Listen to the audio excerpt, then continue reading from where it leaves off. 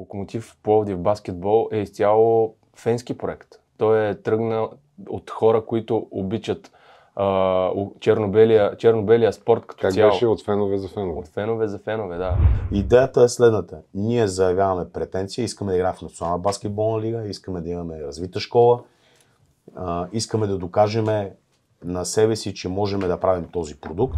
Ние нямаме един благодетел, спасител или бащица. Ние имаме доста бизнес, който е застанал зад нашата идея и всеки един от тях дава своя дан. И очаквам на финалната осмица да сме категорични. Отборът е събран, за да стане шампион абсолютно навсякъде. Наш състезател имаше и преди сезона оферта и от чуждестранен отбор в елитна дивизия в Европа, но също е отказал, защото вижда потенциал в нашия проект. Въпросът е, че в момента имаме 208 деца, които плащат такси и тренират към школата на клуба.